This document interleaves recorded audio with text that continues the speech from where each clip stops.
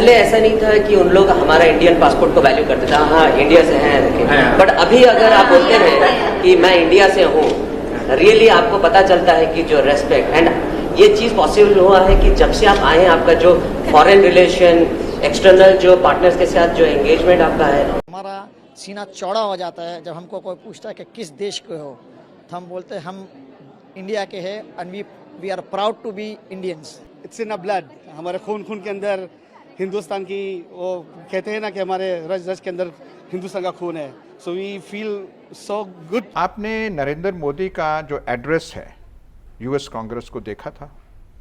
अगर नहीं देखा तो मैं आपसे इल्तमास करूंगा कि ज़रूर देखिए। बार बार जब वो बोल रहे थे तो यूएस कांग्रेस खड़ा क्यों हो रहा था, बल्कि जो हिंदुस्तान की हैसियत मैशत अक़वाम आलम में हो चुकी है, स्टैंडिंग ओवेशंस उसे इतने मिल रहे थे।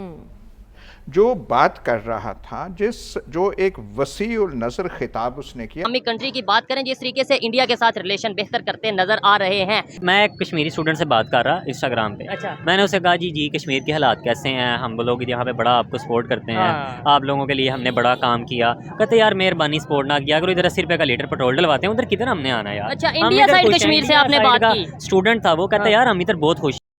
नमस्ते, जय श्री राम दोस्तों, आपका स्वागत है। आज हमारे पास आपके लिए कुछ रोचक अपडेट है। प्रधानमंत्री नरेंद्र मोदी की अमेरिका की राज्य यात्रा भारत अमेरिका संबंधों को एक अवरोधनीय ऊंचाइयों पर ले जाएगी। चलिए इसका मनोहरी और उत्तेजक विश्लेषण करते हैं। अमेरिकी राष्ट्रीय सुरक्षा परिषद एनएससी के समन्वयक रणनीतिक संचार कोऑर्डिनेटर जॉन कॉर्बी के मुताबिक यह यात्रा दिखाएगी कि भारत और अमेरिका प्रथम आपूर्ति के साथ साझेदार है। हाँ, आपने सही सुना। दुनिया की सबसे बड़ी और सबसे पुरानी प्रजातांत्रिक देशों की जोड़ी अब नई ऊंचाइयों को छूने के लिए मिल रही है। यह साझेदारी ग्लोबल चुनौतियों का सामना करने में भारत से ज्यादा महत्वपूर्ण कोई और नहीं है।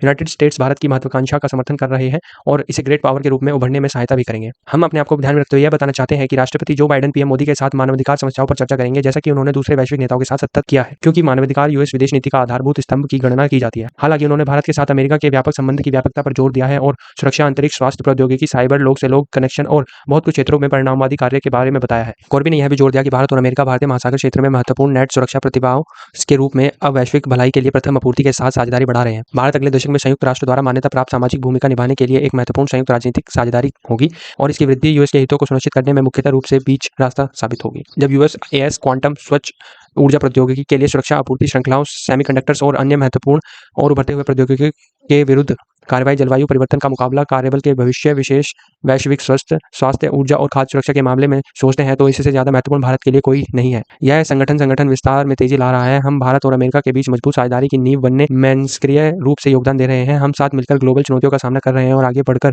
मुक्त, खुले और नियमों पर आधारित वैश्विक रमन, सुरक्षित और निर्भरता वाले एक दुनिया का निर्माण करेंगे। यहाँ हमारे प्रधानमंत्री और राष्ट्रपति द्वारा उठाई गई आपसी मामलों, विशेष रूप से यूक्रेन में स्थिति के बारे में चर्चा होगी। विज्ञान के क्षेत्र में जनसंख्या के मुद्दों के साथ स्वास्थ्य, रक्षा और बढ़ती हुई प्रौद्योगिकी पर भी संबंधित मुद्दों पर चर्चा होगी। इस यात्रा के दौरान अनेक सार्वजनिक मुद्दों पर नजर रखने के बावजूद हमारे पास मजबूत कार्यक्रम है जिसे हम आगे ले जाएंगे। आगे की यात्रा में हम स्वास्थ्य, जलवायु परिवर्तन, रक्षा और उभरती हुई प्रौद्योगिकी, लोगों के बीच संबंध की गहराई और सांस्कृतिक और शैक्षिक संबंधों के विकास के माध्यम से वास्तविक परिणाम देने के लिए सहयोग और साझेदारी का आश्वासन देने के लिए प्रतिबद्ध हैं। इस दौरान हम उन्हें यह भी बताने के लिए प्रोत्साहित करेंगे कि यह साझेदारी सिर्फ दो देशों के बीच ही सीमित नहीं है, बल्कि अंतर्राष्ट्रीय स्तर पर भी उदार है और दुनिया भर में सुरक्षा, समृद्धि और परस्पर समझ के प्रोत्साहन करने के लिए एक अद्वितीय रूप से प्रासंगिक और महत्वपूर्ण साबित हो सकती है। यहाँ पर क्या कहा जाना चाहिए, मोदी की यात्रा अमेरिका के साथ सुगमित और गहराई के साथ चल रही है। हमें यह सब याद रखना चाहिए कि यह संबंध भारत और अमेरिका के लिए न केवल एक नया अध्याय है, बल्कि एक नई कथा का आरंभ है जो वैश्विक स्तर पर स्वास्थ्य, साझेदारी और प्रौद्योगिकी के लिए महत्वपूर्ण हो सकती है। इस सभी संकेतों के साथ धीरे धीरे इस यात्रा का अगला अध्याय आरंभ हो रहा है। धन्यवाद दोस्तों, यह था आज का अपडेट। आशा है हमें आपको हमारा वीडियो पसंद आया होगा। धन्यवाद। जय हिंद, जय भारत, जय श्री राम। या सब ये मुश्तरका एलामिया और मोदी और बाइडेन की जो मुलाकात हुई है, ये क्या पैगाम है हमारे लिए? हमारे लिए लम्हाए फिक्रिया है। आजकल जिन हालात से हम गुजर रहे हैं, हम सब का जो हमारे दिलों पे गुजर रही है, जिस कुर्ब में पाकिस्तानी कौम मुब्तला है कि हमारी हालत क्या हो गई है, ऐसे हालात में हमारा मुल्क जो है, अपना मादरे वतन जो है, वो रगेदा जाए, रगड़ा उसका हो तो अच्छा नहीं लगता। और अपनी ज़बान से तो फिर बिल्कुल ही अच्छा नहीं लगता कि हम अपनी कोताहियाँ अगर हैं उनका ज़िक्र करें, माजी की गलतियां हैं उनका जिक्र करें। आजकल के हालात में अच्छा नहीं लगता, लेकिन कुएं का मेंढक बन जाना भी, ये भी कोई इतनी अच्छी कोई दानाई का सबूत नहीं है। आपने नरेंद्र मोदी का जो एड्रेस है यूएस कांग्रेस को देखा था? अगर नहीं देखा तो मैं आपसे इल्तमास करूंगा कि ज़रूर देखिए। स्टैंडिंग ओवेशंस उसे इतने मिल रहे थे, जो बात कर रहा था, जो एक वसी उल नज़र खिताब उसने किया। अब हमें नरेंद्र मोदी का नाम अच्छा नहीं लगता, और जैसे आपने किया, पाकिस्तानी जो नीजक रिएक्शन होता है जब नरेंद्र मोदी का नाम आए, हम पहले गुजरात जाते हैं, फिर मकबूजा कश्मीर जाते हैं, फिर माइनॉरिटीज़ पे जाते हैं, अपनी हालत भूल जाते हैं, और ये भी भूल जाते हैं कि वही नरेंद्र मोदी जिसको वीज़ा देने से इनकार था, आज बार बार जब वो बोल रहे थे तो यूएस कांग्रेस खड़ा क्यों हो रहा था? वो सलाम दे रहे थे या खड़ा हो रहे थे नरेंद्र मोदी की ज़ात के लिए नहीं, बल्कि जो हिंदुस्तान की हैसियत मईशत अक़वाम आलम में हो चुकी है। और वो जो बात कर रहे थे नरेंद्र मोदी आर्टिफिशियल इंटेलिजेंस की, और इतने इंडियंस यहाँ पे यूएस में हैं, और ये हमारे शेयर्ड वैल्यूज़ हैं, काश हम भी ऐसी ज़बान बोल सके और हमारी बात को भी अक़वाम आलम में इतनी पजीराई बख्शी जाए और इतनी उस तरीके से सुना जाए जैसा कि उनकी बात सुनी जा रही है। पर हमने अपना हालत क्या बना रखी है, और ये जो है पहली बार हुआ है कि किसी अमेरिका और हिंदुस्तान के इलामिया में पाकिस्तान को टेररिज्म के हवाले से बाय नेम, पहले इशारे किनारे होते थे, क्रॉस बॉर्डर टेररिज्म। अब क्रॉस बॉर्डर तो चीन से भी हो सकता है, बर्मा से भी हो सकता है, श्रीलंका से भी।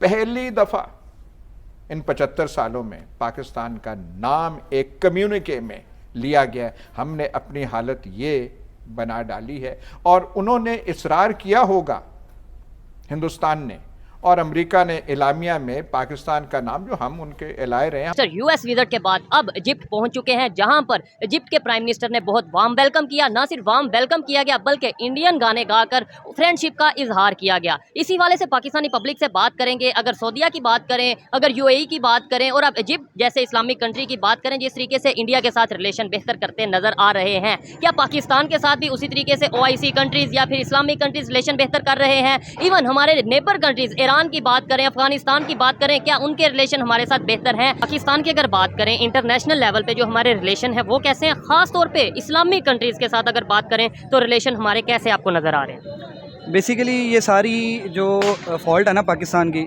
सिर्फ उस अफ़गानिस्तान की जंग की वजह से है। अच्छा, जिसमें पाकिस्तान ने अपनी बेसिस भी दी और सारी अमेरिका को सपोर्ट की अफ़गानिस्तान तबाह करने के लिए एक सेंस में, और उसामा बिन लादेन का ऑपरेशन ऑपरेट करवाने के लिए इन सेंस में।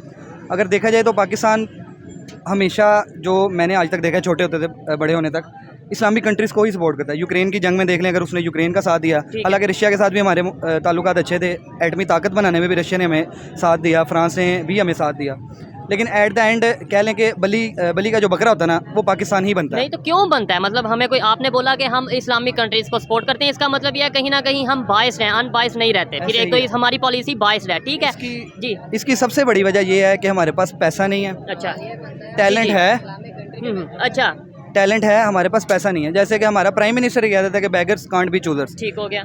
वो बात अगर हम इमोशनली देखें तो हमें बुरी लगेगी, लेकिन वो बात लॉजिकली बिल्कुल ठीक है।